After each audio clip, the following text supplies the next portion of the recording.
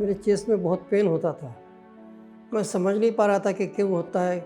मैं बहुत परेशान हो गया था कि मैं क्या करूं। किसी ने मुझे सलाह दी कि आप मैक्स में चले जाइए। ये केस है मिस्टर समुद्र का, जो कि 75 प्लस ईयर्स के हैं। इनकी एंजियोग्राफी हुई है जिसमें पाया गया कि इनकी तीनों नसें सीवियरली ब्लॉक्ड हैं। ये डायबिटिक है, हाइपरटेंशन है और ओल्ड एज है।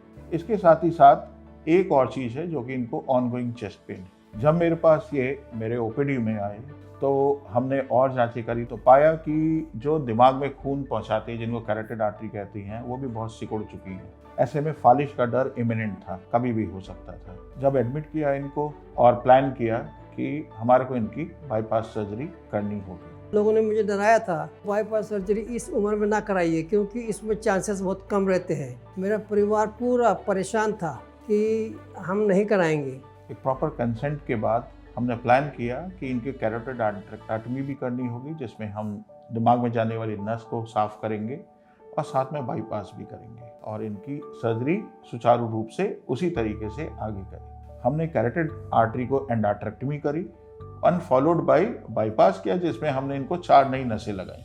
पेशेंट आईसीयू में शिफ्ट हुए, बहुत ज़्यादा सपोर्ट नहीं रहा दवाइयों का, और अगले दिन धीरे धीरे वेंटिलेटर से आईसीयू में एक्सटुबेट हो गए।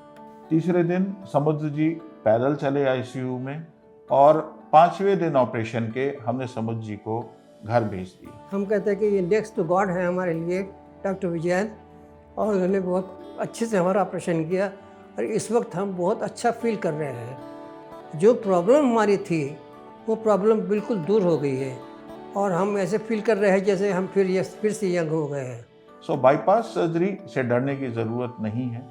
ये एक बहुत ही एडवांस तरीके से होती है, जिसमें कि cardiac surgeon, cardiac anaesthetist, ICU की टीम सब लोग इन्वॉल्व होते हैं, और जो नई टेक्निक्स हैं उसमें पेशेंट का एक बार बाईपास हो जाता है तो अगले 25-30 साल तक पेशेंट हमेशा हेल्दी है।